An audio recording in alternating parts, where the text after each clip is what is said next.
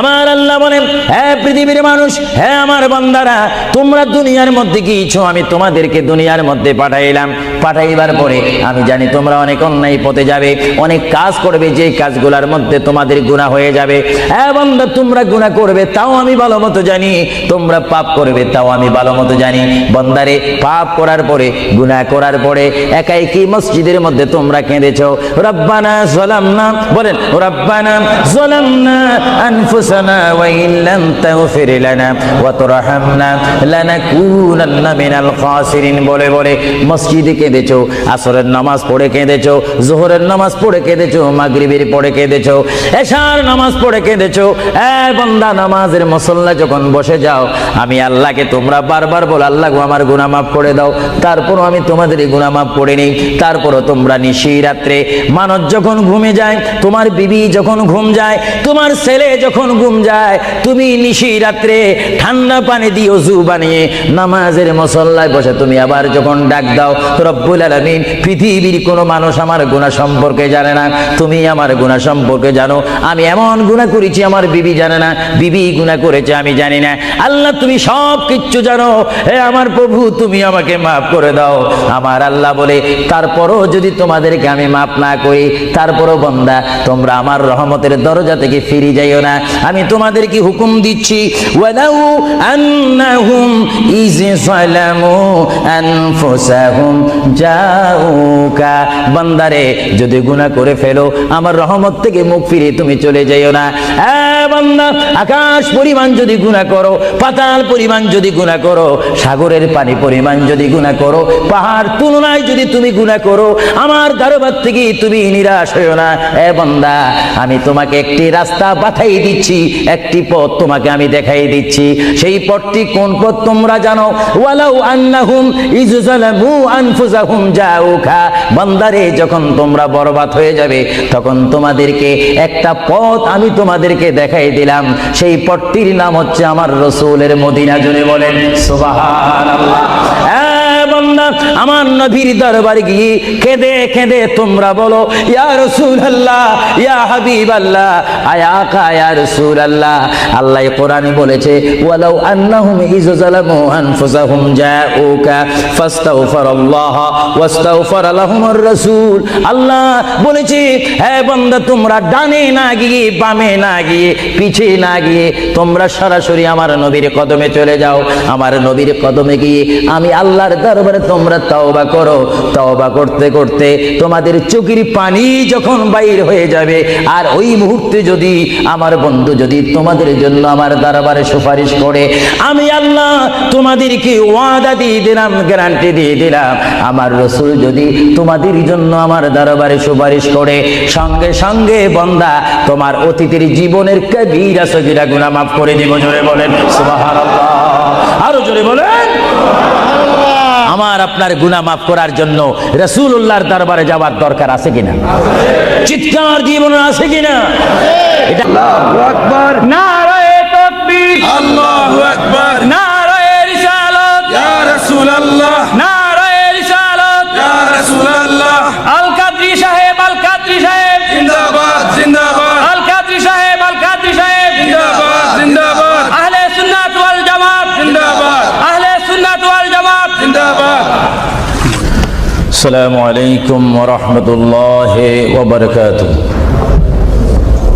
আর মোহাব্বতে হাসবি রব্বি জাল্লাল্লাহ মা ফি কলবি গায়রুল্লাহ নূর মুহাম্মদ সাল্লাল্লাহ লা ইলাহা ইল্লাল্লাহ মুহাম্মাদুর রাসূলুল্লাহ সাল্লাল্লাহু। উপস্থিত আহলে সুন্নাহ ইসলামিক ফাউন্ডেশন কর্তৃক আজকের এই সুন্নি সমাবেশে, ইসলামিক সমাবেশে, কোরআনের সমাবেশে, হাদিস শরীফের সমাবেশে, সুন্নিয়তের সমাবেশে উপস্থিত হওয়ার মতো তৌফিক দান করেছেন সেই মহান প্রভু রব্বুল আলামিনের দরবারে চিৎকার দিয়ে একবার বলি আলহামদুলিল্লাহ। আরো জোরে বলি আলহামদুলিল্লাহ। সাথে সাথে তারিফ, প্রশংসা, গুণগান, সালাতু সালাম পেশ করি সেই মহান সৃষ্টির সেরা কদমে, যিনি না হলে আল্লাহ রাব্বুল আলামিন কিছুই সৃষ্টি করতেন না। সেই মহান নবী, মহান হাবিব, সৃষ্টির সেরা নবী, দুনিয়া ও আখিরাতের বাদশা নবী মুহাম্মদুর রাসূলুল্লাহ সাল্লাল্লাহু আলাইহি ওয়াসাল্লামের প্রশংসাতে আরেকবার জোরে বলি আলহামদুলিল্লাহ। প্রিয় ভাইয়েরা আমার সুনির্দিষ্ট একটি বিষয়বস্তু রয়েছে, যা আপনারা, যিনি ঘোষণা দিয়েছেন জনাব আফরোজ চৌধুরীর মুখে আপনারা শুনতে পেরেছেন। বিশেষ করে সভাপতি সৈয়দ মুস্তাক সাহেব বলেছেন, আমার একটি বিষয় রয়েছে, যে বিষয়টি পোস্টারের মধ্যে লিখে দেওয়া হয়েছিল, কবর ও হাসর। আপনাদেরকে একটি প্রশ্ন করতে চাই, সাথে সাথে আপনারা আওয়াজ দিয়ে বলবেন, আপনারা এই মুহূর্তে কি কবরের মধ্যে রয়েছেন, না হাসরের মধ্যে রয়েছেন, না দুনিয়ার মধ্যে রয়েছেন? আওয়াজ দিয়ে বলেন, আর একটু সাউন্ড দিয়ে বলেন, কোথায় রয়েছেন? দুনিয়ার মধ্যে যখন রয়েছেন, দুনিয়ার থেকে আপনারা কি সব সময় থাকবেন না চলে যাবেন? আওয়াজটা বোঝা যায়, অনেকে ইচ্ছা করে থেকে যাবেন। আওয়াজটা দিবেন তো। বিষয়বস্তুর উপরে ওয়াজ করা বড় কঠিন। আমার সামনে তেমন কোনো কোরআনুল কারীম আমার সামনে নেই। ছোট্ট দুইখানা পুস্তিকা নিয়ে আমি এখানে এসেছি। যদিও ছোট একখানা কিতাব হয়েছে, আমার লিখিত কিতাব মাকামে হাবিব সাল্লাল্লাহু আলাইহি ওয়াসাল্লাম। আরেকখানা কিতাব আমি এখানে এনেছি, তারিখে হাবিবিল্লাহ। এই দুটি কিতাব হচ্ছে আজকে আমার সাথে। আপনাদেরকে আবারও প্রশ্ন করি, আপনারা কি দুনিয়ায় থেকে যাবেন না চলে যাবেন? আপনারা কি ইচ্ছা করে চলে যাবেন, না আল্লাহ আপনাদেরকে নিয়ে যাবেন? আপনাদেরকে যখন আল্লাহ নিয়ে যাবেন, তাহলে এই দুনিয়ার মধ্যে পাঠিয়েছেন কে? চিৎকার দিয়ে বলুন, কে? আপনি ইচ্ছা করে আসেননি, ইচ্ছা করে যাওয়ার ক্ষমতা কার ইচ্ছায় আপনি এসেছেন? আমরা সবাই কার ইচ্ছায় আসলাম? কার ইচ্ছায় চলে যাব? তাহলে এই জমিনের মধ্যে হুকুম চলবে কার? চিৎকার দিয়ে বলেন, হুকুম চলবে কার? আমরা আল্লাহকে মানতে চাই কি চাই না? আগে আমাদের শপথ অনুষ্ঠান হোক, আমাদেরকে আল্লাহ যেমন পাঠিয়েছেন তেমন তিনি আমাদেরকে দুনিয়ার থেকে নিয়ে যাবেন। আর এই যে সামান্যতম আমাদের জীবন রয়েছে 60, 70, 80, 90 বছর, এই জীবনের মধ্যে আমরা কোন পথে চলবো, কোন রাস্তার মধ্যে চলবো, সেই পথ, সেই মত, সেই অবস্থান আমাদেরকে দিয়েছেন কে?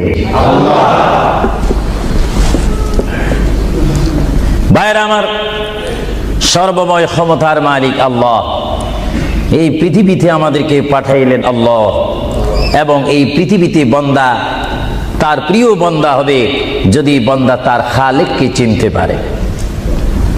বান্দা সে যদি আল্লাহর শুকর, আল্লাহকে আল্লাহর মতো চিনতে পারে, তিনি হয়ে যাবেন আল্লাহ ওয়ালা। যদি বলুন কি ওয়ালা? আওয়াজটা আর একটু মহব্বতে দিবেন।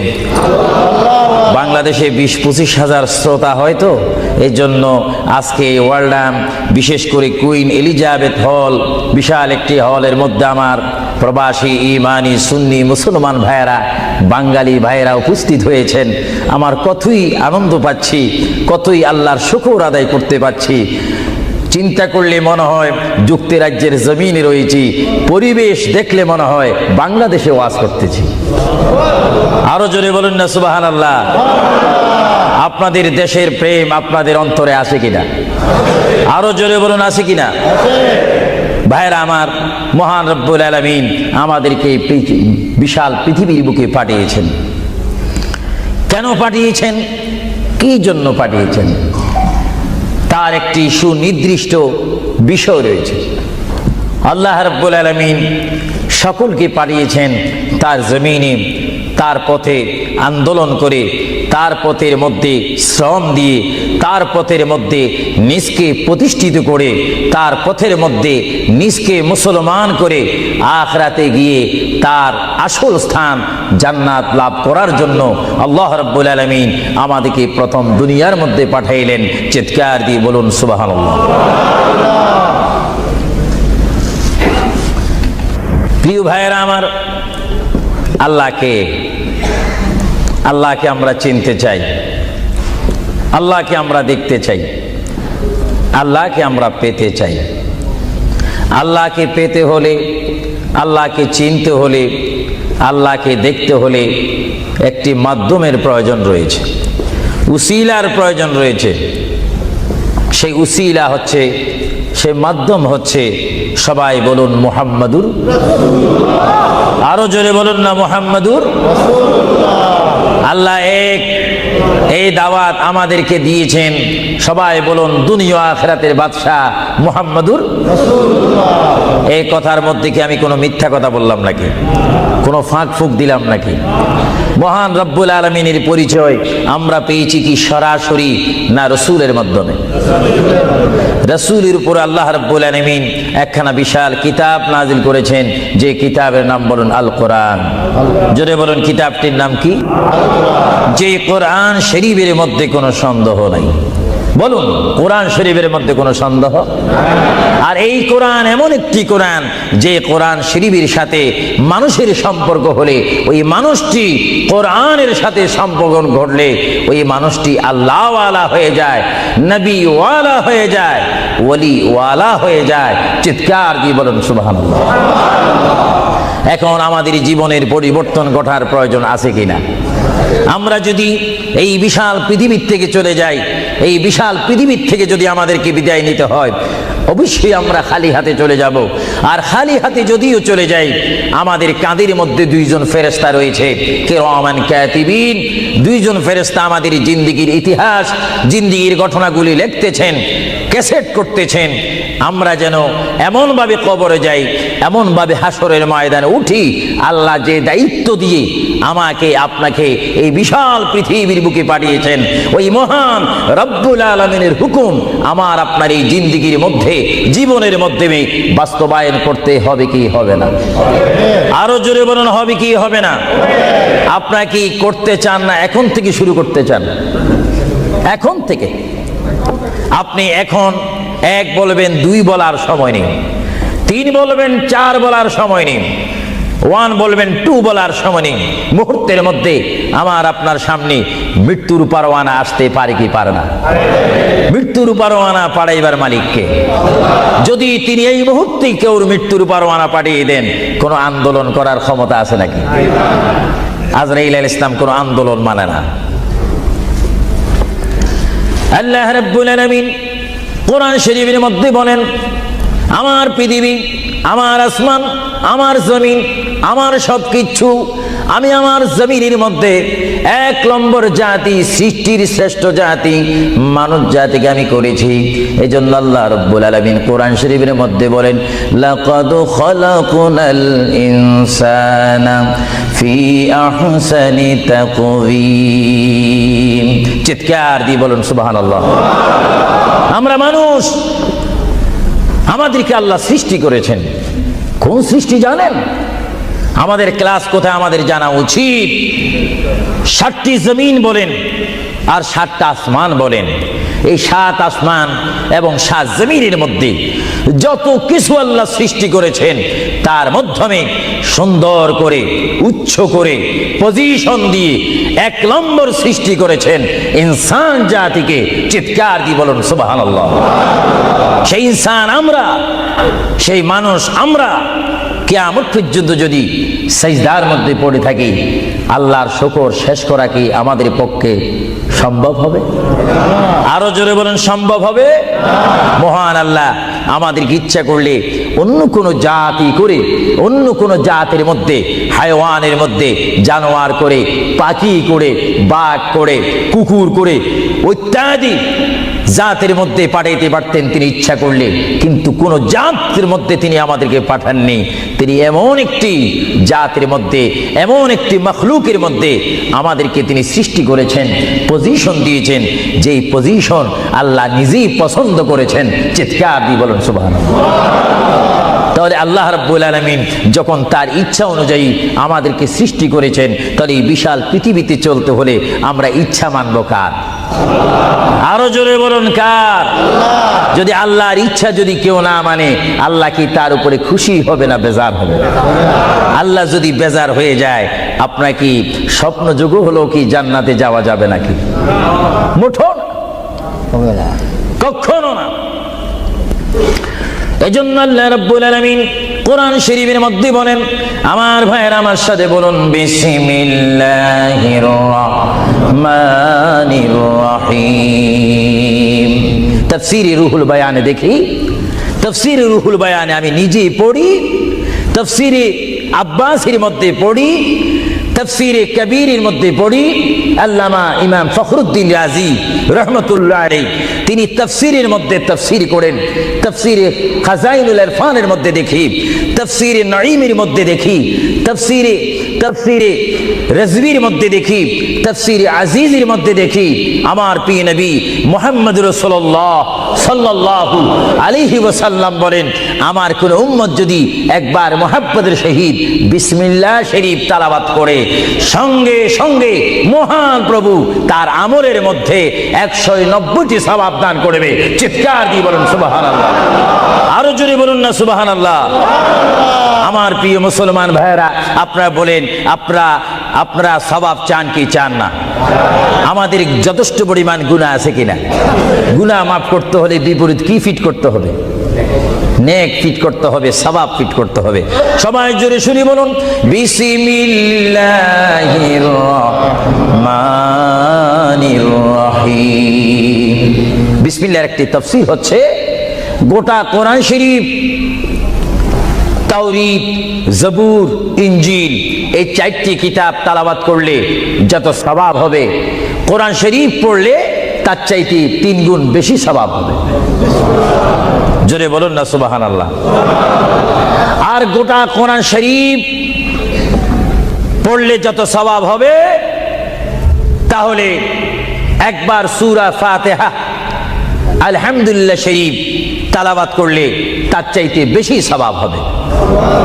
সুবহানাল্লাহ বলুন না সুবহানাল্লাহ। আর একবার বিসমিল্লাহ শরীফ তেলাওয়াত করলে যত সওয়াব হবে, আলহামদুলিল্লাহ পড়লে তার 3 গুণ বেশি সওয়াব হবে। আর বিসমিল্লাহ শরীফ পুরা উচ্চারণ না করে যদি একবার কোন মুসলমান ইমানদার যদি বলে, বিসমিল্লাহর বা শব্দ মুখে যদি উচ্চারণ করে, গোটা বিসমিল্লাহ পড়লে যত সওয়াব হবে, একবার বা শরীফ উচ্চারণ করলে তত সওয়াব হবে। চিৎকার দিয়ে বলুন সুবহানাল্লাহ। আল্লাহ রাব্বুল আলামিন আপনারা আগেই বলেছেন, এই পৃথিবীতে আসার ইচ্ছা করেছেন আল্লাহ, আমাদেরকে ইচ্ছা করে তিনি পাঠিয়েছেন, এবং তিনি আমাদেরকে আবার বিশাল পৃথিবীর থেকে নিয়ে যাবেন। এই জন্য আল্লাহ রাব্বুল আলামিন কোরআন শরীফের মধ্যে বলেন, ওয়ামা খালাকুতুল জিন্না ওয়াল ইনসা ইল্লা লিয়াবুদুন। সুবহানাল্লাহ বলেন। আমার আল্লাহ বলেন, আমি আমার পৃথিবীর বুকে সৃষ্টি করেছি জিন জাতিকে, আমি সৃষ্টি করেছি এবং ইনসান জাতিকে। এই দুটো জাতিকে একমাত্র আমি সৃষ্টি করেছি, তৈরি করেছি সুন্দর করে। আমার জমিনের মধ্যে আমার বান্দারা আমার ইবাদত করবে। জোরে বলেন সুবহানাল্লাহ। ভাইরা আমার, কোন সন্তান যদি তার পিতার কথা মানে, পিতা কি বেজার হয় না খুশি হয়? কোন সন্তান যদি তার মায়ের কথা মানে, তখন কি মা বেজার হয় না খুশি হয়? আর আল্লাহর বান্দা যদি আল্লাহর কথা শুনে, আল্লাহর বান্দা যদি আল্লাহর কথা মতো তার জীবনকে বাস্তবায়ন করে, আল্লাহর বান্দা যদি আল্লাহর হুকুম মোতাবেক তার জীবনকে যদি পরিচালনা করে, আমার আল্লাহ বলে, বান্দারে জীবনে তুই আমাকে দেখলি না, আমাকে তুমি দেখলে না। হ্যাঁ বান্দা, আমাকে না দেখি আমার প্রিয় বন্ধু মুহাম্মদুর রাসূলুল্লাহ সাল্লাল্লাহু আলাইহি ওয়াসাল্লামের মাধ্যমে আমার পরিচয় পেয়ে আমি মহান আল্লাহকে যখন তুমি স্বীকার করেছো, আমি তোমার জন্য আটকানো। ভাইরা আমার, এই পৃথিবী আখিরাতের সমতুল্য 1 সেকেন্ড নয়। এই পৃথিবী ক্ষুদ্র একটি সময়। আল্লাহর প্রিয় নবী এজন্য পৃথিবীকে তিনি বলেছেন আদ-দুনিয়াউ মাজরাতুল আখিরাহ, আদ-দুনিয়াউ মাজরাতুল আখিরাহ। আল্লাহর প্রিয় নবী মুহাম্মদুর রাসূলুল্লাহ সাল্লাল্লাহু আলাইহি ওয়াসাল্লাম বারবার ঘোষণা দিয়েছেন, হে আমার সাহাবীরা, আমি তোমাদেরকে জানাই দিলাম, তোমরা তোমাদেরকে দাওয়াত পৌঁছাই দিলাম, এই দুনিয়া এমন একটি দুনিয়া, যে দুনিয়া হচ্ছে আখিরাতের সঞ্চয় করার একটি স্থান। জোরে বলেন সুবহানাল্লাহ। এই দুনিয়াতে যে যাই করবে তার ফলাফল সে হাসরের ময়দানে হাতে নেবে। আর হাসরের ময়দান এমন একটা কঠিন ময়দান হবে, যে ময়দানে যদি আল্লাহর বান্দাগণ ডাইন হাতে আমলনামা পায়, সে অবশ্যই মনে করতে হবে আমার জন্য জান্নাতের দরজা অপেক্ষা করতেছে। চিৎকার দিয়ে বলেন সুবহানাল্লাহ। আর যে বাম হাতে পায় আমলনামা, যদি কেউ বাম হাতে পেয়ে যায়, কোনো নারী হোক, কোনো পুরুষ হোক, রাষ্ট্রপতি হোক, প্রেসিডেন্ট হোক, মন্ত্রী হোক, ওসি হোক, ডিসি হোক, আল্লামা হোক, আল্লামাতুল ফাহামা হোক, ইসলামী চিন্তাবিদ হোক, অনিসলামিক চিন্তাবিদ হোক, যদি বাম হাতে আমলনামা পায়, আল্লাহ রসুল বলেন উম্মত যদি তোমার বাম হাতে আমলনামা চলে যায়, অবশ্যই তুমি জাহান্নামী। আর যদি ডান হাতে তোমার আমলনামা পেয়ে যাও, তুমি অবশ্যই মনে করবে তুমি জান্নাতি। জোরে বলেন সুবহানাল্লাহ। আমি হাউসকে আমি প্রশ্ন করতে চাই, শ্রোতা ভাইদেরকে প্রশ্ন করতে চাই, আপনারা বলুন, আপনারা কি বাম হাতে আমলনামা চান না ডান হাতে? একটু ডান হাতটা কি আপনারা তুলবেন না? সবাই একটু হাত তুলে বলুন, ডান হাতে আমলনামা চাই কি চাই না? ডান হাতে আমাদেরকে আমলনামা দেওয়ার মালিককে? আরো জোরে বলুন, মালিককে। আর এই ডান হাতে আমলনামা যদি নিতে চাই, জান্নাতের সার্টিফিকেট যদি নিতে চাই, তাহলে এই ডান হাতে আমলনামা পেতে হলে এই জমিনে আল্লাহর হুকুম মানতে হবে। চিৎকার দিয়ে বলুন সুবহানাল্লাহ।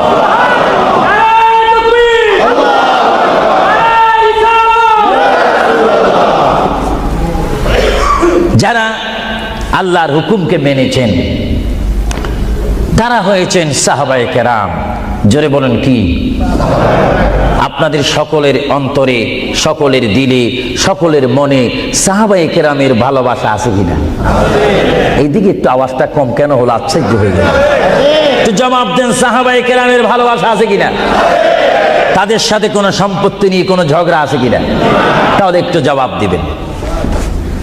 রাসূলুল্লাহ বলেন, উম্মত তোমরা যদি নিজের জীবনকে জিরো থেকে যদি হিরো করতে চাও, ডাউন থেকে যদি উচ্চ মুকাম সৃষ্টি করতে চাও, মা আনা আলাইহি ওয়া আসহাবি, আমাকে তোমরা অনুসরণ করবে অথবা আমার সাহাবায়ে কেরামকে অনুসরণ করবে।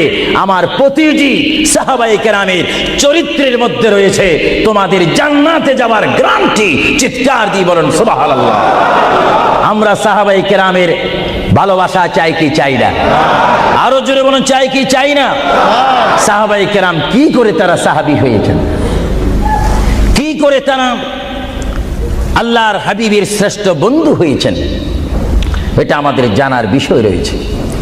প্রিয় ভাইয়েরা আমার, সাহাবী বলা হয় তাদেরকে যারা রসুল মেনেছেন, সাহাবী বলা হয় তাদেরকে যারা রসুল বুঝেছেন, সাহাবায়ে কেরাম বলা হয় তাদেরকে যারা রসুল পেয়েছেন, পাওয়ার পরে যারা মানার মতো মেনেছেন, তাদেরকে বলা হচ্ছে সাহাবায়ে কেরাম। চিৎকার দিয়ে বলুন সুবহানাল্লাহ। সাহাবীরা কেমন ভালোবাসতেন আল্লাহর নবীকে? কেমন ভালোবাসতেন? ভাইরা আমার, সাহাবায়ে কেরাম আল্লাহর নবীকে কেমন ভালোবাসতেন? আল্লাহর প্রিয় নবী, দু জাহানের বাদশা নবী মুহাম্মদুর রাসূলুল্লাহ সাল্লাল্লাহু আলাইহি ওয়াসাল্লাম, তিনি মক্কা থেকে মদিনায় হিজরতে যাবেন। মাতৃভূমি থেকে, মক্কা শরীফ থেকে তিনি মদিনাতুল মুনাওয়ারা শরীফে যাবেন।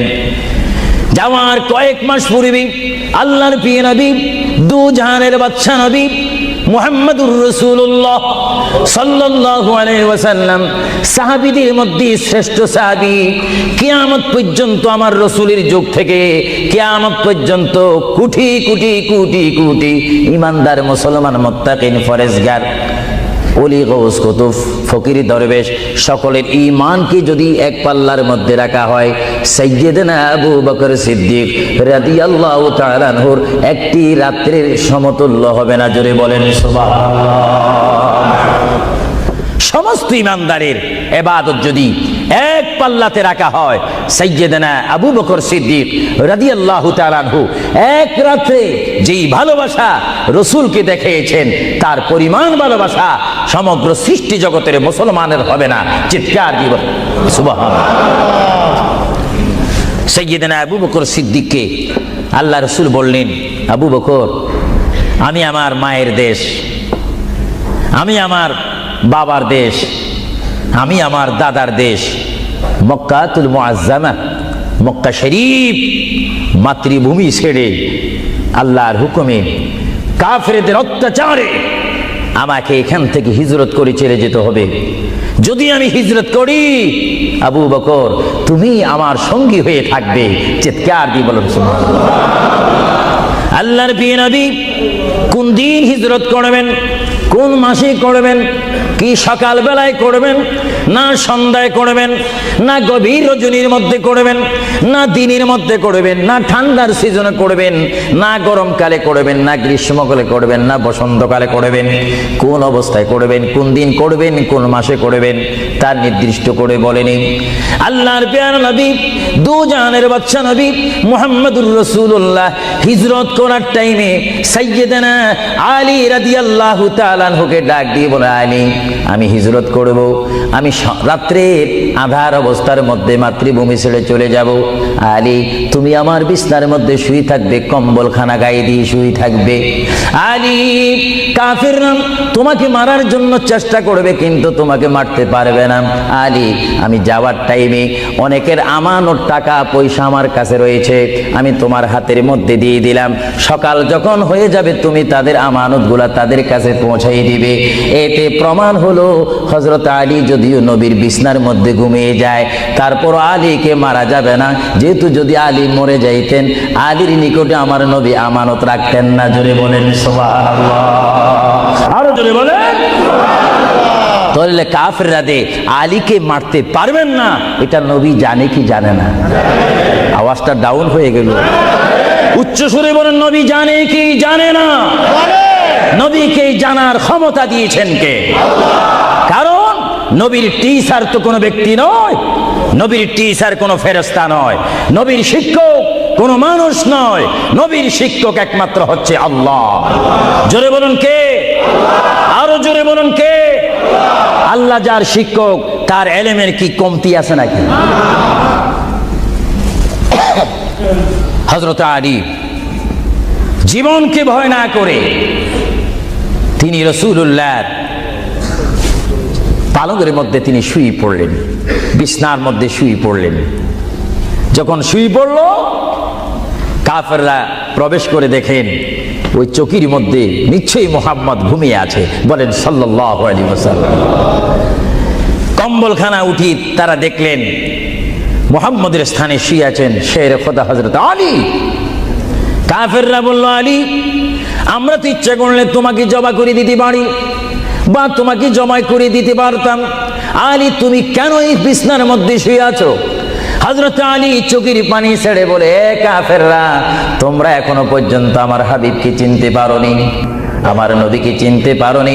আমার নবী শুধু এখানে আমাকে শোয়াইছেন, ঈমান পরীক্ষা করেছেন। শুধু তাই নয়, আগামী দিন সকাল বেলায় মানুষের আমানতের জিনিস মানুষের কাছে পৌঁছায় দেওয়ার জন্য রাসূলুল্লাহ তাও আমাকে বলেছেন। তাহলে বুঝা গেল একদিকে আমি রাসূলুল্লাহর পেটের মধ্যে ঘুমাবো, আর সকাল বেলায় আমি উঠে মানুষের আমানত তাদের হাতে পৌঁছাই দেব। জোরে বলেন সুবহানাল্লাহ, বলেন আল্লাহু আকবার, আরো জোরে বলুন আল্লাহু আকবার। মহান নবীকে এত সুন্দর করে পৃথিবীতে পাঠিয়েছেন আল্লাহ। জোরে বলেন কে? তাহলে ভাইয়েরা আমার, কেউ যদি আমাকে মারতে আসে আর আমি যদি জানি আমার পালকের মধ্যে যদি আমি শুয়ে থাকি কেউ আমাকে জবা করে দিবে, আর এই টাইমে যদি আমার ভাইকে যদি আমি বলি, বিশেষ করে সভাপতিকে যদি বলি আপনি একটু আমার পালকে ঘুমান, উনি বলবে আমার সভাপতির প্রয়োজন নেই, আমার জান বাঁচা ফরজ, বসবে না, থাকবে না। আর সাহাবায়ে কেরাম জেনে শুনে মেনে ইচ্ছা করে নিজের জীবন প্রতি মুহূর্তে মুহাম্মদ রাসূলুল্লাহ চরণের মধ্যে দেওয়ার জন্য প্রতি ওয়াক্তে প্রস্তুত ছিল। চিৎকার দিয়ে বলেন সুবহানাল্লাহ। আল্লাহর পেয়ারা নবী হিজরত তিনি শুরু করলেন। আল্লাহর পেয়ারা নবী মায়ের দেশ মক্কা শরীফ থেকে আল্লাহর নবী চলে যাচ্ছেন। চলে যাওয়ার টাইমে সাইয়্যিদানা আবু বকর সিদ্দিকের ঘরের মধ্যে গেলেন। সাইয়্যিদানা আবু বকর সিদ্দিক রাদিয়াল্লাহু তাআলা আনহুর ঘরের দরজার মধ্যে আল্লাহর প্রিয় নবী গিয়ে ডাক দিলেন, ইয়া আবা বকর, ইয়া আবা বকর, ইয়া আবা বকর করে যখন ডাক দিলেন, সাইয়্যিদানা আবু বকর সিদ্দিক রাদিয়াল্লাহু তাআলা আনহু একটা সেকেন্ড দেরি না করে সঙ্গে সঙ্গে বললেন, ইয়া রাসূলুল্লাহ, ইয়া রাসূলুল্লাহ। আল্লাহর প্যারা নবী চক্ষু মুবারকের পানি মুবারক ছেড়ে দিলেন, আবু বকর তুমি রাত্রে এমন সময় আমি এসেছি, নিশি রজনীর মধ্যে এসেছি, যেই টাইমে মানুষ একটু ঘুমায়, ওই ঘুমের টাইমে তোমার ঘরের দরজার মধ্যে এসে তোমাকে ডাক দিলাম। বেড থেকে ঘুম থেকে উঠতে তো তোমার 2-3 মিনিটের প্রয়োজন, কিন্তু আমি নবী তোমাকে ডাক দেওয়ার সঙ্গে সঙ্গে তুমি কি করি ইয়া রাসূলুল্লাহ বলতে পেরেছো? হযরতে আবু বকর চোখের পানি ছেড়ে বলে, হুজুর আপনি আপনার সঙ্গে আমাকে হিজরতের কথা বলেছেন, কোন দিন হিজরত করতে হবে তা আপনি নির্দিষ্ট বলেন নেই। হুজুর আজকে কয়েক মাস অতীত হয়ে গেল আমার জীবনের মধ্যে, আরামের ঘুমকে হারাম করে দিয়ে রাত যখন হয়ে যায় আমার পিঠটা দরজার সাথে লাগিয়ে, আমার কানটা দরজার সাথে লাগিয়ে রাখতাম। আল্লাহর নবী কখন আমাকে ডাক দেয়, জোরে বলেন সুবহানাল্লাহ, আরো জোরে বলেন সুবহানাল্লাহ। এটার নাম হচ্ছে মোহাব্বত। যারা রাসূলুল্লাহর মোহাব্বত করে তারা অবশ্যই আল্লাহর মোহাব্বত আদায় হয়ে যায়। সুবহানাল্লাহ। আপনারা বলেন রাসূলুল্লাহ কার রাসূল? আরো জোরে বলুন না, কার রাসূল? ওনাকে রাসূল করে পাঠিয়েছেন কে? ওনাকে হেফাজত করার দায়িত্ব কার? ওনার জবানের হেফাজত করার দায়িত্ব কার? ওনাকে ভালোবাসার দায়িত্ব কার? আমরা যদি রাসূলকে ভালোবাসি আল্লাহ কি খুশি হবে না বেজার হবে? এজন্য ভাইয়েরা আমার, সাইয়্যিদানা আবু বকর সিদ্দিক রাদিয়াল্লাহু তাআলা আনহু তিনি নবীকে এমনই ভালোবাসতেন, যারা রাসূলকে পৃথিবীর বুকে এমনি ভাবে ভালোবাসতে পেরেছেন তারাই হয়েছেন আখিরাতের জান্নাত পাওয়ার গ্যারান্টি সার্টিফিকেট তারা পৃথিবীর থেকে লাভ করেছেন। চিৎকার দিয়ে বলেন সুবহানাল্লাহ। দুরূদ শরীফ যখন পড়বেন তখন এমন ভাবে দুরূদ শরীফ পড়বেন, মনে রাখবেন মনের দৃষ্টিকোণ থেকে যে রাসূল আমার দুরূদ শরীফ নিজ কান মোবারক দ্বারা শুনতে পারতেছেন। আরো জোরে বলেন না সুবহানাল্লাহ। তিনটি কথা মনে রাখবেন সব সময়। 1 নম্বরে রাসূলুল্লাহর দরবারে মালায়েকা সমস্ত রহমতের ফেরেশতারা রাসূলুল্লাহর দরবারে উম্মতের সালাম পৌঁছিয়ে দেয়। জোরে বলেন না সুবহানাল্লাহ। 2 নম্বরে রাসূলুল্লাহ যারা দুরূদ শরীফ পড়ে তাদের আওয়াজ নিজ কান মোবারক দ্বারা শুনে। 3 নম্বরে আমার নবী বলেন, আমি আমার উম্মতের যারা আশিক ক্লাস নাম্বার 1 যারা বেশি প্রেমিক তাদের দুরূদ শরীফের আওয়াজ আমি তাদের সামনে থেকে শুনি। জোরে বলেন সুবহানাল্লাহ। কয়টি কথা? আরো জোরে বলেন কয়টা? কেউ শুধু আমল করে একটা, ফেরেশতারা পৌঁছায় দেয়। ভালো কথা, আপনাদেরকে ধন্যবাদ। ফেরেশতারা পৌঁছে দেয় রাসূলের দরবারে দুরূদ শরীফ, এটা সহি। কিন্তু রাসূল বলেন আমি দুরূদ শরীফ নিজ কান মোবারকে শুনি, তাও সহি। রাসূল বলেন আমি উপস্থিত হয়ে আমার উম্মতের দুরূদ শরীফ শুনি, তাও সহি। বুখারী ও মুসলিম শরীফ, ইবনে মাজাহ শরীফ আপনারা খুলে দেখুন, রাসূলুল্লাহকে আল্লাহ পজিশন দান করেছেন। চিৎকার দিয়ে বলুন সুবহানাল্লাহ। রাসূল যদি মদিনার থেকে আমাদের দুরূদ শরীফ আওয়াজ শোনেন এবং আবার যদি এখানেও এসে তিনি শোনেন, এই ক্ষমতা যদি রাসূলুল্লাহকে আল্লাহ দিয়ে থাকেন, আপনাদের কোনো আপত্তি আছে? আওয়াজ বুঝে যায় কিছু কিছু আপত্তি আছে। একটু আমার মুসলমান ভাইয়েরা বলেন আপত্তি আছে? আরো জোরে বলেন কোনো অভিযোগ আছে? রাসূলুল্লাহকে এই ক্ষমতা দিয়েছেন কে? আরো জোরে বলেন কে? না আমরা কমিটি সিদ্ধান্ত করে ক্ষমতা প্রদান করলাম? যদি কাউকে ক্ষমতা প্রদান করতে হয় সেখানে অভিযোগ সৃষ্টি হয়, গন্ডগোল সৃষ্টি হয়। রাসূলুল্লাহকে ক্ষমতা দেওয়ার মালিক আমরা নয়।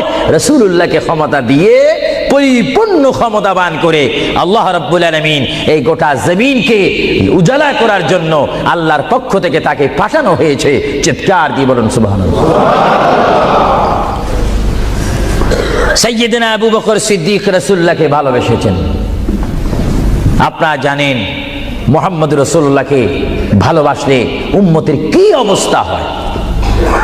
আপনারা যারা মক্কা শরীফ গিয়েছেন, হজ করেছেন, সেখান থেকে আপনারা গিয়েছেন বিশ্বের শ্রেষ্ঠতম দামিময় শহর, বিশ্বের শ্রেষ্ঠতম উজ্জ্বল শহর, যেই শহরে পা রাখা মাত্র 50,000 সওয়াব আল্লাহ রাব্বুল আলামিন উম্মতের আমলনামায় প্রদান করে দেন।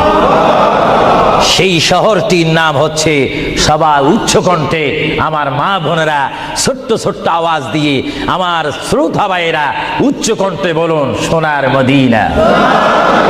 আরো জোরে বলুন, কি মদিনা? সেই সোনার মদিনার পথে আপনারা যেতে চান কি চান না? সেই মদিনা শরীফ গেলে গুনাহ হয় না গুনাহ মাফ হয়? গুনাহ মাফ হওয়ার সেই অবস্থা সৃষ্টি করে দিয়েছেন কে? যেই শহরে আজকে এই যুক্তরাজ্যের জমিনে, ইংল্যান্ডের জমিনে, ওয়ার্ল্ডহাম এই জমিনে যদি কোনো মুসলমান যদি নামাজ পড়েন, এক ওয়াক্ত নামাজ পড়লে 10টা সওয়াব পাবেন, নেক পাবেন। কিন্তু মদিনাতুল মুনাওয়ারা শরীফে রাসূলুল্লাহর নাম সংযুক্ত মসজিদে গিয়ে একটা সিজদা দেন, 50,000 সিজদার সওয়াব হয়ে যাবে। একবার যদি আলহামদুলিল্লাহ বলতে পারেন, 50,000 আলহামদুলিল্লাহ বলার নেক পাবেন। একবার যদি কোনো মতে গিয়ে যদি রসুলকে যদি ডাক দেন, ইয়া রাসূলুল্লাহ, সঙ্গে সঙ্গে 50,000 ইয়া রাসূলুল্লাহ বলার সওয়াব পেয়ে যাবেন। আরো জোরে বলেন না সুবহানাল্লাহ। আমার বড় বড় বাবারা, আমার নওজওয়ান ভাইয়েরা, আমার যুবক ভাইয়েরা, কুসি কুসি বাবারা, আমার পর্দানিশীন মা ও বোনেরা, আমাদের নেক সওয়াবের প্রয়োজন আছে কিনা? আরো জোরে বলুন, আছে কিনা? আপনারা যারা সোনার মদিনা গিয়েছেন, সেখানে গিয়ে দেখতে পাবেন রাসূলুল্লাহর রওজা মুবারক। কি মুবারক? রওজা মুবারক। যেখানে সেই রওজা মুবারকের সামনে, সেই রওজা মুবারকের সামনে আপনারা যখন দাঁড়াইবেন, উপস্থিত হবেন, কিয়াম করবেন, সেই রওজা মুবারক যেখানে, এটার নাম হচ্ছে মা আয়েশা সিদ্দিকার হুজুরা শরীফ। এটা ছিল হযরতে মা আয়েশা সিদ্দিকার হুজুরা শরীফ। এই হুজুরার মাধ্যমে আল্লাহ রসুল থাকতেন, অবস্থান করতেন। ভাইরা আমার, পৃথিবীতে এমন কোন নজির নেই যে যেখানে বসবাস করে তাকে সেখানে মাটি দিতে হবে, তাকে সেখানে রাখতে হবে, কবর দিতে হবে। এটা ইতিহাস বলে না, কোরআন হাদিস বলে না। কিন্তু মুহাম্মদ রাসূলুল্লাহ যে ঘরে তিনি পৃথিবীর জিন্দেগি কাটিয়েছেন, ওই ঘরের মধ্যে তার কবর শরীফ হয়েছে। চিৎকার দিয়ে বলুন সুবহানাল্লাহ। পৃথিবীর মানুষকে বলতে হবে কবর, আর রাসূলুল্লাহকে বলতে হবে কবর মুবারক। জোরে বলেন কবর। আওয়াজ দিয়ে বলেন না কবর। পৃথিবীর কবরের অবস্থা আর নবীর কবরের অবস্থা এক নাকি?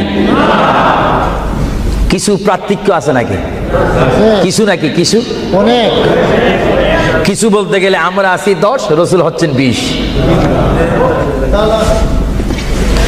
আল্লাহর প্যারা নবী, দু জাহানের বাদশা নবী মুহাম্মদুর রাসূলুল্লাহ সাল্লাল্লাহু আলাইহি ওয়াসাল্লাম, তিনি কেমন নবী যার কবরের মধ্যে আল্লাহ রাব্বুল আলামিন দিনে 70,000 ফেরেশতা, দিনে 70,000 ফেরেশতা। হাদিস শরীফের মধ্যে আসে, মুয়াজ্জিন যখন মসজিদে নববীতে আযান দেয়, আসসালাতু খায়রুম মিনান নাওম, সবাই বলেন আসসালাতু খায়রুম মিনান নাওম। মুয়াজ্জিন যখন আযান দিয়ে দেয়, ওই টাইমে রহমতের 70,000 ফেরেশতা দুরূদ শরীফ পড়তে পড়তে আমার প্রিয় নবীর রওজা মুবারকের মধ্যে উপস্থিত হয়ে যায়। আর সমস্ত ফেরেশতারা চতুর্দিকে ঘুরে ঘুরে দুরূদ শরীফ পড়া শুরু করে আবার যখন মাগরিবের আজান হয় তখন ফেরেশতারা চলে যায়, আবার 70,000 ফেরেশতা নতুন করে রাত্রের মধ্যে নাজিল হয়। তাফসীরের মধ্যে আসে দিনে 70,000, রাত্রে 70,000। আজকে দিনে যারা আগমন করলো ফেরেশতা, কিয়ামতের আগে তারা আর আসার সুযোগ পাবে না। আজকে যারা আসলো কিয়ামত পর্যন্ত এক গ্রুপ অপর গ্রুপের সঙ্গে সাক্ষাৎ হবে না। এমনি ভাবে দিনে 70,000 রহমতের ফেরেশতা, রাত্রে 70,000 রহমতের ফেরেশতা আমার প্রিয় নবীর রওজা মুবারক জিয়ারত করার জন্য আমার আল্লাহ আসমান থেকে পাঠিয়ে দিচ্ছেন। জোরে বলেন সুবহানাল্লাহ, বলেন আল্লাহু আকবার, আরো জোরে বলেন আল্লাহু আকবার। তাহলে এই হাদিসে প্রমাণ হচ্ছে মুহাম্মদ রাসূলুল্লাহর রওজা মুবারকে দিনে যদি 70,000 রহমতের ফেরেশতার আগমন করে, রাত্রে যদি 70,000 আগমন করে, 70 দুটোটা 70 যদি যোগ দেওয়া হয় কত হবে? আরো জোরে বলেন 1,40,000 ফেরেশতা দৈনিক বাধ্যতামূলক আমার রাসূলের রওজা মুবারক জিয়ারত করে দুরূদ শরীফ পড়ে রাসূলুল্লাহর স্লোগান দিচ্ছে, চিৎকার দিয়ে বলেন সুবহানাল্লাহ, আরো জোরে বলেন না সুবহানাল্লাহ। আপনারা সেই সোনার মদিনার রাসূলের কদম মোবারকে যেতে চান কি চান না? আরো জোরে বলেন চান কি চান না? রাসূলের কদমে গেলে গুনাহ হয় না, গুনাহ মাফ হয়। এটা দরুদ শরীফ পড়েন, বালাগাল উলা বিকামালিহি কাশাবাদ দুজা বিজামালিহি হাসানাত জামিউ খিসালিহি সাল্লু আলাইহি নকিতা খুদা তুঝকো মুঝে দুনিয়া भी दे दे, न चाहता खुदा तुझसे तख्ते की चिरा भी दे दे, बलगल उला बिकमालिही जुड़े कशबत हसनत जमीउ खिसानिही।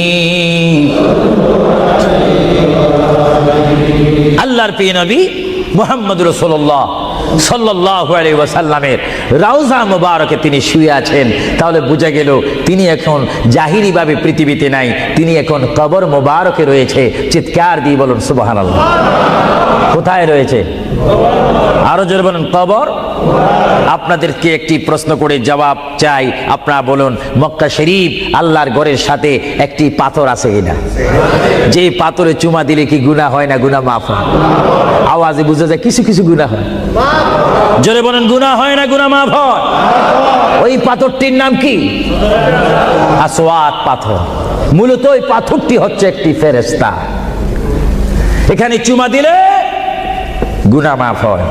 আপনারা বলেন লন্ডনের জমিন বলেন, ওয়ার্ল্ডহাম বলেন, ম্যানচেস্টার বলেন, নর্থহ্যাম্পটন বলেন, নিউ কাসেল বলেন, এই জায়গাও যথেষ্ট পরিমাণ বড় বড় পাথর আছে কিনা? আরো জোরে বলে আছে না? সাগরের পাড়ে গেলে অনেক পাথর দেখা যায় না? কিন্তু পাথরে কোনোদিন কি আপনারা চুমা দিয়েছেন? আল্লাহ আমার গুনাহটা মাফ করে দাও। মক্কা শরীফের পাথরটা একেবারে ছোট, এটা তো দেখতে বড় দেখা যায়, চুমা দিলে গুনাহ মাফ হবে? বরং সেই পাথরের চুমা দিতে গিয়ে দাঁত অ্যাক্সিডেন্ট হওয়ার সম্ভাবনা আছে। কিন্তু আসওয়াদ পাথরে চুমা দিলে জীবনের গুনাহ কি হয়ে যায়? হ্যাঁ, আসওয়াদ পাথর, তোমার মধ্যে কি গুণ, তোমার মধ্যে কি ফায়দা রয়েছে, তোমার মধ্যে কি আকর্ষণ রয়েছে, তোমার মধ্যে কি পাওয়ার রয়েছে, তোমার মধ্যে কি নূর রয়েছে, স্পিরিট রয়েছে, এই পাথর তোমার থেকে আমরা জানতে চাই। পাথরটি জবাব দিবে আমার ব্যক্তিগত কোনো গুণ নেই, আল্লাহর প্রিয় নবী দু জাহানের বাদশা নবী মুহাম্মদুর রাসূলুল্লাহ, আমি পাথরের গায়ে চুমা দেওয়ার কারণে কিয়ামত পর্যন্ত যত মুসলমান আমার গায়ে চুমা দিবে তাদের গুনাহগুলি আমি চুম্বকের মতো চষে নেব। জোরে বলেন সুবহানাল্লাহ, বলেন আল্লাহু আকবার। তাহলে মুহাম্মদ রাসূলুল্লাহ যে পাথরে চুমা দিয়েছে, সেই পাথরে চুমা দিলে গুনাহ হয় না গুনাহ চলে যায়? আরো জোরে বলেন গুনাহ। যদি পাথরকে রাসূল পাক হাত দেওয়ার কারণে পাথরের যদি এত গুণ হয়, এত স্পিরিট হয়, এত গুণগান হয়, আর সেই রাসূলের দরবারে যদি আপনি উপস্থিত হয়ে ইয়া রাসূলুল্লাহ করে ডাক দেন, আপনার গুনাহ মাফ হওয়ার ব্যবস্থা আছে কিনা? আরো জোরে বলেন আছে কিনা? আমার আল্লাহ আল্লাহ বলেন, হ্যাঁ পৃথিবীর মানুষ, হ্যাঁ আমার বান্দারা, তোমরা দুনিয়ার মধ্যে গিয়েছো, আমি তোমাদেরকে দুনিয়ার মধ্যে পাঠাইলাম। পাঠাইবার পরে আমি জানি তোমরা অনেক অন্যায় পথে যাবে, অনেক কাজ করবে, যে কাজগুলোর মধ্যে তোমাদের গুনাহ হয়ে যাবে। হ্যাঁ বান্দা, তোমরা গুনাহ করবে তাও আমি ভালো মতো জানি, তোমরা পাপ করবে তাও আমি ভালো মতো জানি।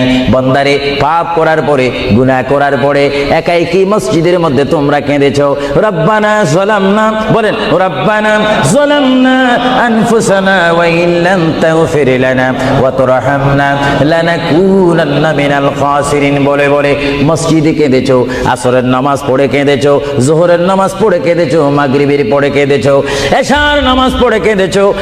বান্দা, নামাজের মুসল্লা যখন বসে যাও, আমি আল্লাহকে তোমরা বারবার বল, আল্লাহ গো আমার গুনাহ মাফ করে দাও। তারপরও আমি তোমাদের গুনাহ মাফ করে নেই। তারপরও তোমরা নিশি রাত্রে, মানুষ যখন ঘুমে যায়, তোমার বিবি যখন ঘুম যায়, তোমার ছেলে যখন ঘুম যায়, তুমি নিশি রাত্রে ঠান্ডা পানি দিয়ে ওযু বানিয়ে নামাজের মুসল্লায় বসে তুমি আবার যখন ডাক দাও, রব্বুল আলামিন, পৃথিবীর কোনো মানুষ আমার গুনাহ সম্পর্কে জানে না, তুমি আমার গুনাহ সম্পর্কে জানো। আমি এমন গুনাহ করেছি আমার বিবি জানে না, বিবি গুনাহ করেছে আমি জানি না। আল্লাহ, তুমি সব কিচ্ছু জানো। হে আমার প্রভু, তুমি আমাকে মাফ করে দাও। আমার আল্লাহ বলে, তারপরও যদি তোমাদেরকে আমি মাফ না করি, তারপরও বান্দা, তোমরা আমার রহমতের দরজা থেকে ফিরে যাইও না।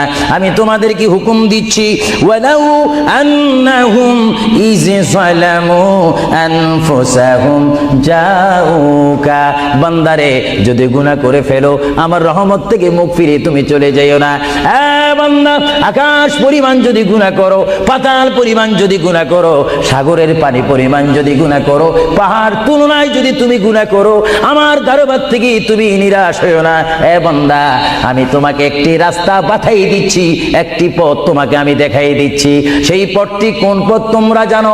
ওয়ালাউ আন্নাহুম ইয যালামু আনফুসাহুম জাউকা, বান্দারে, যখন তোমরা বরবাদ হয়ে যাবে, তখন তোমাদেরকে একটা পথ আমি তোমাদেরকে দেখাই দিলাম।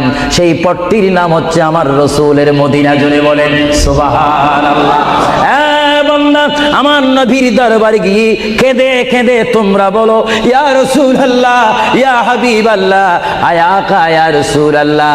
আল্লাহ কোরআনে বলেছে, ওয়ালাউ আন্নাহুম ইয যালামু আনফুসাহুম জাউকা ফাস্তাগফিরুল্লাহ ওয়াস্তাগফার লাহুমুর রাসূল। আল্লাহ বলেছে, হে বান্দা, তোমরা ডানে না গিয়ে, বামে না গিয়ে, পিছে না গিয়ে, তোমরা সরাসরি আমার নবীর কদমে চলে যাও। আমার নবীর কদমে গিয়ে আমি আল্লাহর দরবারে তোমরা তওবা করো। তওবা করতে করতে তোমাদের চোখের পানি যখন বাইর হয়ে যাবে, আর ওই মুহূর্তে যদি আমার বন্ধু যদি তোমাদের জন্য আমার দরবারে সুপারিশ করে, আমি আল্লাহ তোমাদেরকে ওয়াদা দিয়ে দিলাম, গ্যারান্টি দিয়ে দিলাম, আমার রাসূল যদি তোমাদের জন্য আমার দরবারে সুপারিশ করে, সঙ্গে সঙ্গে বান্দা, তোমার অতীতের জীবনের কবিরা সগীরা গুনাহ মাফ করে দেব। জোরে বলেন সুবহানাল্লাহ। আরো জোরে বলেন। আমার আপনার গুনাহ মাফ করার জন্য রাসূলুল্লাহর দরবারে যাওয়ার দরকার আছে কিনা? চিৎকার জীবন আছে কিনা? এটা কোরআনের অপব্যাখ্যা নয়, চেরেস কোরআন শরীফের আয়াত।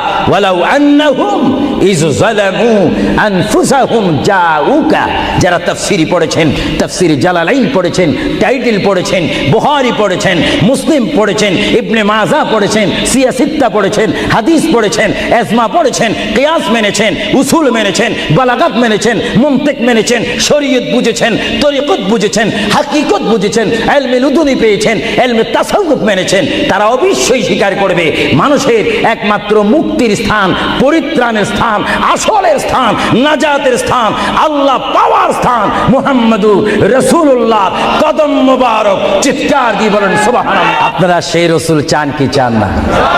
অবশ্যই চাইবেন, না চাইলেও চাইবেন। কেন চান নেই? অবশ্যই আফসোস করবেন। কারণ পৃথিবীতে সন্তান রয়েছে, বিবির জন্য স্বামী রয়েছে, স্বামীর জন্য বিবি রয়েছে, সন্তানের পাশে মা রয়েছে, মায়ের পাশে সন্তান রয়েছে, এটার নাম দুনিয়া। আর দুনিয়া ও মাজরাতুল আখিরা। কিন্তু এই দুনিয়া যেই দিন জীবনের সমাপ্তি বিদায় ঘন্টা বেজে যাবে, সেই দিন সন্তান ইচ্ছা করে মায়ের পা ছেড়ে দিবে, পিতা তার মায়ের সামনে থেকে চলে যাবে, এমনি ভাবে সবাই বিচ্ছিন্ন হয়ে যাবে, সব চলে যাবে।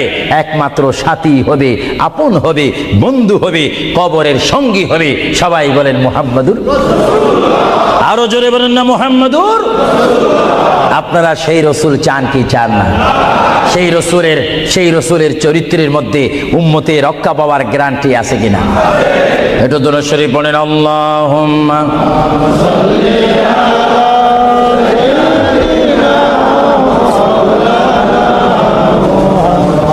ওয়া আলা আলি সাইয়্যিদিনা।